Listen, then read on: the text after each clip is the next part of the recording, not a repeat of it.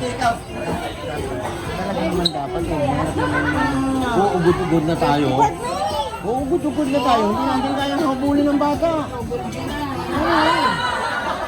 Oy, Patrick.